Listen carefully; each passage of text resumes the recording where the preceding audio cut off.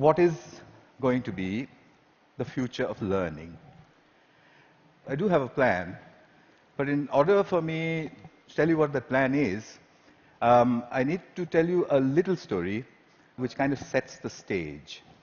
I tried to look at where did the kind of learning we do in schools, where did it come from? And, you can look far back into the past, but if you look at present-day schooling the way it is, it's quite easy to figure out where it came from.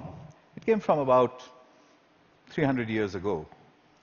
And it came from the last and the biggest of the empires on this planet. Imagine trying to run the show, trying to run the entire planet without computers, without telephones, with data handwritten on pieces of paper and traveling by ships. But the Victorians actually did it. What they did was amazing. They created a global computer made up of people. It's still with us today. It's called the bureaucratic administrative machine. In order to have that machine running, you need lots and lots of people. They made another machine to produce those people, the school. The schools would produce the people who would then become parts of the bureaucratic administrative machine. They must be identical to each other. They must know three things. They must have good handwriting, because the data is handwritten. They must be able to read, and they must be able to do multiplication, division, addition, and subtraction in their head. They must be so identical that you could pick one up from New Zealand and ship them to Canada, and he would be instantly functional. The Victorians were great engineers. They engineered a system that was so robust that is still with us today, continuously producing identical people for a machine that no longer exists. The empire's gone. So what are we doing with that design that produces these identical people?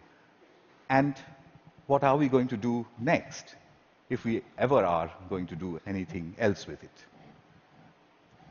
So that's a pretty strong comment there. I said schools as we know them now, they're obsolete. I'm not saying they're broken.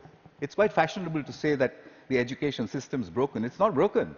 It's wonderfully constructed. It's just that we don't need it anymore.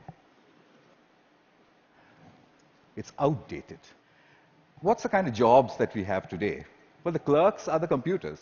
They're there in thousands in every office. And you have people who guide those computers to do their clerical jobs. Those people don't need to be able to write beautifully by hand. They don't need to be able to multiply numbers in their heads. They do need to be able to read. In fact, they need to be able to read discerningly. But that's today. But we don't even know what the jobs of the future are going to look like. We know that people will work from wherever they want, whenever they want, in whatever way they want. How is present-day schooling going to prepare them for that world? Well, I bumped into this whole thing completely by accident. I used to teach people how to write computer programs in New Delhi 14 years ago. And right next to where I used to work, there was a slum.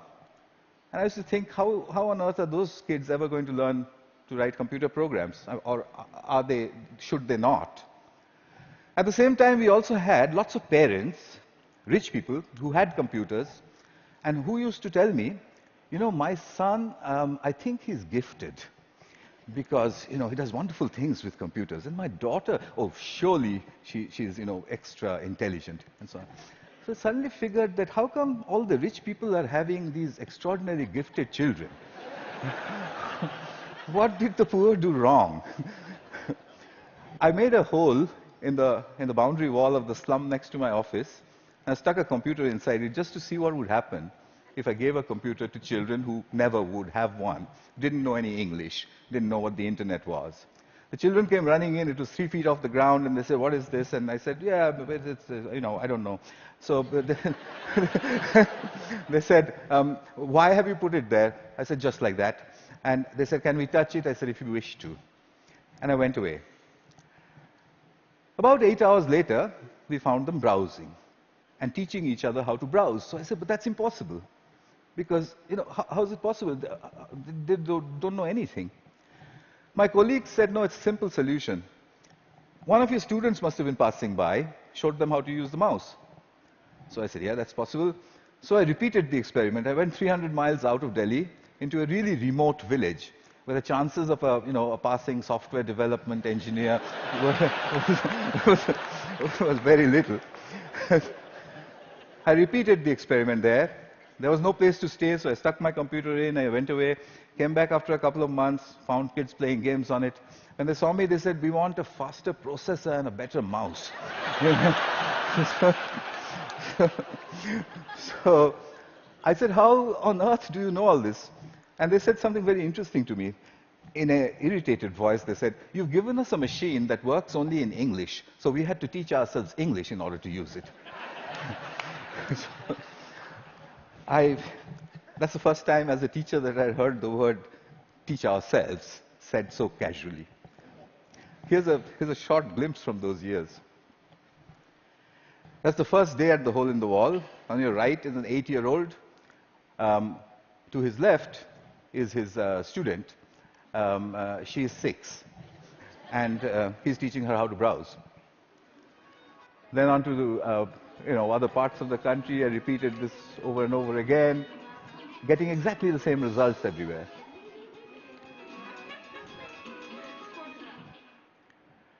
An 8-year-old telling his elder sister what to do.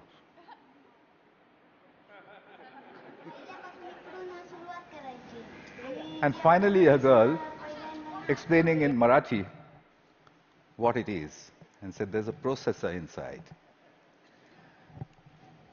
So I started publishing. I published everywhere. I wrote down and measured everything, and I said, in 9 months, a group of children left alone with a computer in any language would reach the same standard as an office secretary in the West. I'd seen it happen over and over and over again. But I was curious to know what else would they do if they could do this much. I started experimenting with other subjects. Among them, for example, pronunciation. There's one community of children in southern India whose English pronunciation was really bad. And they needed good pronunciation because that would improve their jobs. I gave them a speech-to-text engine in a computer. And I said, "Keep talking into it until it types what you say." Okay. They did that. And watched a little bit of this. Nice to meet you. Nice to meet you. The reason I end it with that, the face of this young lady over there is because I suspect many of you know her. She's now joined a call center in Hyderabad and may have tortured you about your credit card bills. in a very clear English accent. So then people said, "Well, how far will it go? Where does it stop?" I decided I would destroy my own argument by creating an absurd proposition. I made a hypothesis, a ridiculous hypothesis. Tamil is a South Indian language, and I said, can Tamil-speaking children in a South Indian village learn the biotechnology of DNA replication in English from a street-side computer? And I said, I'll measure them, they'll get a 0. I'll spend a couple of months, I'll leave it for a couple of months, I'll go back, they'll get another 0. I'll go back to the lab and say, we need teachers. I found a village, it was called Kali Kuppam in southern India. I put in hole-in-the-wall computers there, downloaded all kinds of stuff from the internet about DNA replication, most of which I didn't understand. The children came rushing and said, what's all this? So I said, it's very topical, very important. It's all in English. So they said, how can we understand such big English words and diagrams and chemistry? So by now I had developed a new pedagogical method, so I applied that. I said, I haven't the foggiest idea. and anyway, I'm going away. So I left them for a couple of months. They'd got a 0. I gave them a test. I came back after 2 months and the children trooped in and said, we've understood nothing.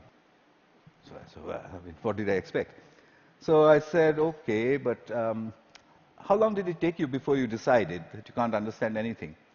So they said, we haven't given up. We look at it every single day. So I said, what? You don't understand these screens and you keep staring at it for 2 months. What for? So a little girl, who you'll see just now, she raised her hand and she says to me in broken Tamil and English, she said, well, apart from the fact that improper replication of the DNA molecule causes disease, we haven't understood anything else.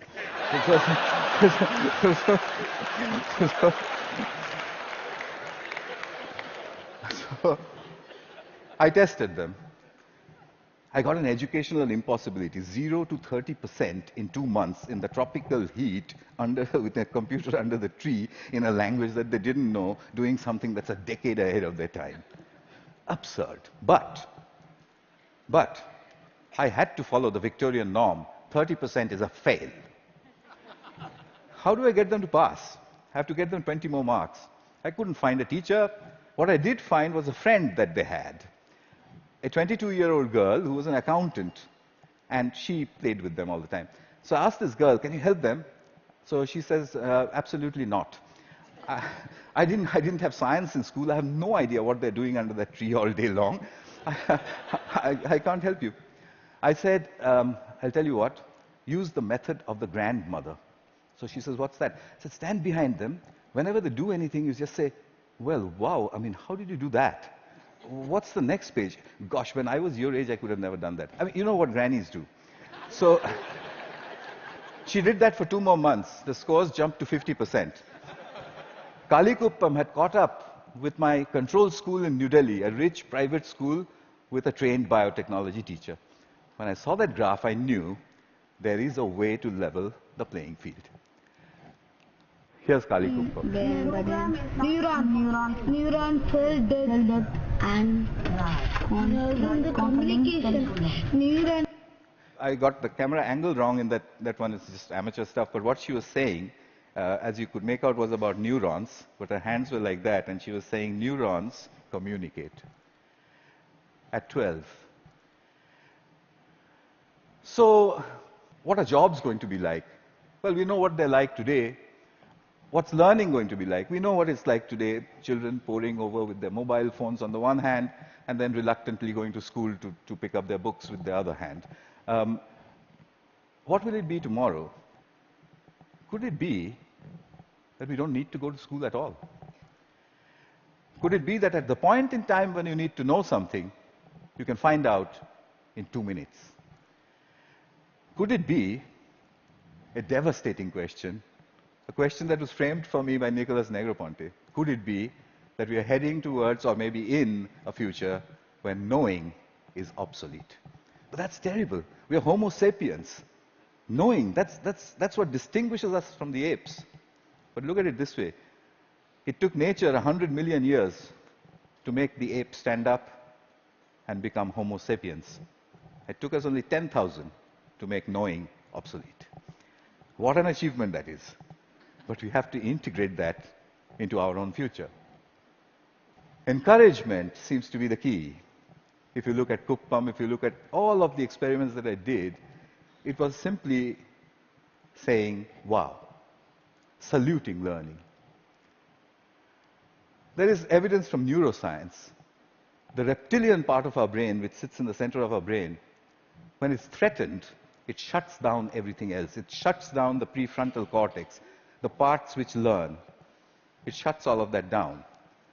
Punishment and examinations are seen as threats. We take our children, we make them shut their brains down, and then we say, perform. Why did they create a system like that? Because it was needed. There was an age, in the age of empires, when you needed those people who can survive under threat. When you're standing in a trench all alone, if you could have survived, you're okay, you passed. If you didn't, you failed. But the age of empires is gone. What happens to creativity in our age? We need to shift that balance back from threat to pleasure. I came back to England looking for British grandmothers. I put out notices in papers saying, if you're a British grandmother, if you have broadband and a web camera, can you give me 1 hour of your time per week for free? I got 200 in the first 2 weeks. I know more British grandmothers than anyone in the universe. They're called the granny cloud. The granny cloud sits on the internet. If there's a child in trouble, we beam a gran. She goes on over Skype and she sorts things out. I've seen them do it from a village called Diggles in northwestern England, deep inside a village in Tamil Nadu, India, 6,000 miles away. She does it with only one age-old gesture. Okay. Watch this. You can't catch me. You say it. You can't catch me. I'm the gingerbread man. Well done. Very good. So what's happening here? I think what we need to look at is we need to look at learning as the product of educational self-organization. If you allow the educational process to self-organize, then learning emerges. It's not about making learning happen, it's about letting it happen. The teacher sets the process in motion, and then she stands back in awe and watches as learning happens. I think that's what all this is pointing at. But how will we know? How will we come to know? Well, I intend to build these self-organized learning environments. They are basically broadband, collaboration, and encouragement put together. I've tried this in many, many schools. It's being tried all over the world, and teachers sort of stand back and say, it just happens by itself? And I said, yeah, it happens by itself. How did you know that? And I said, you won't believe the children who told me and where they're from. Here's a soul in action.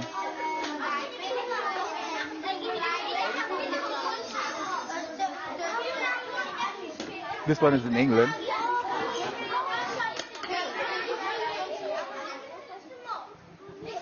He maintains law and order. Because remember, there's no teacher around.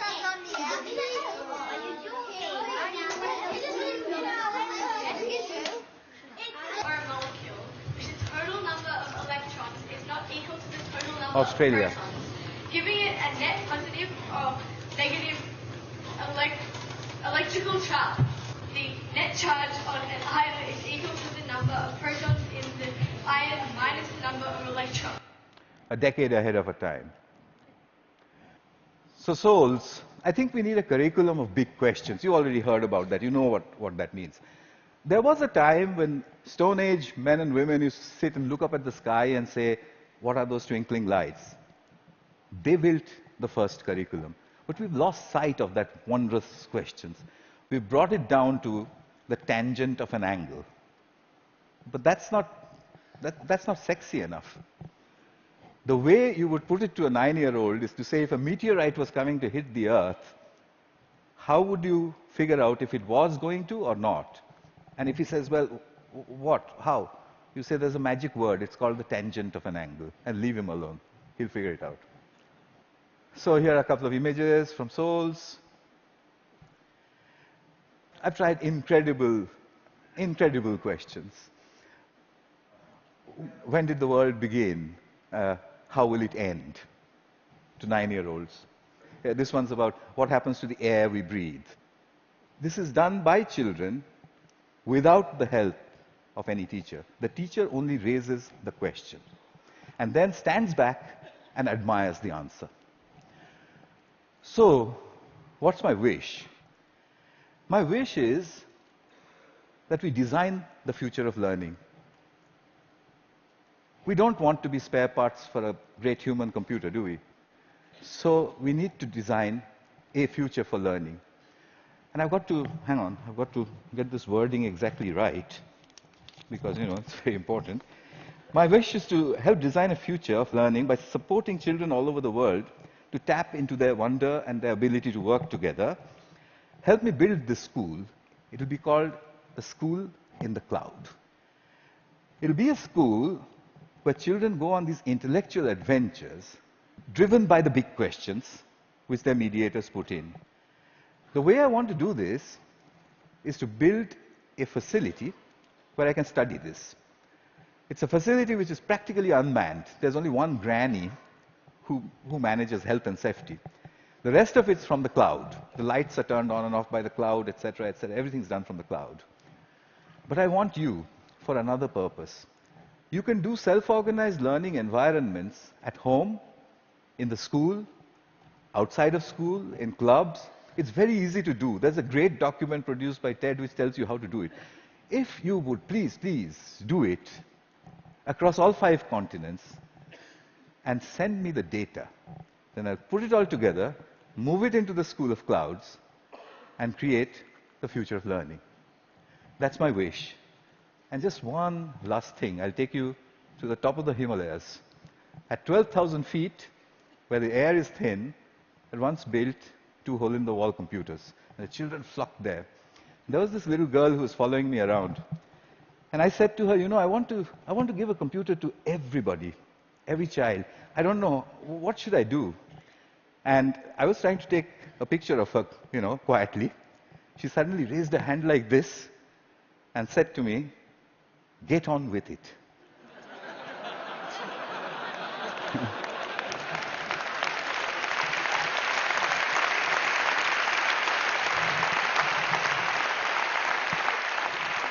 I think it was good advice. I'll follow her advice. I'll stop talking. Thank you.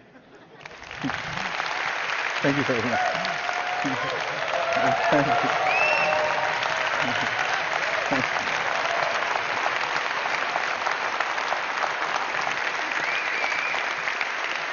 Thank you very much. Wow.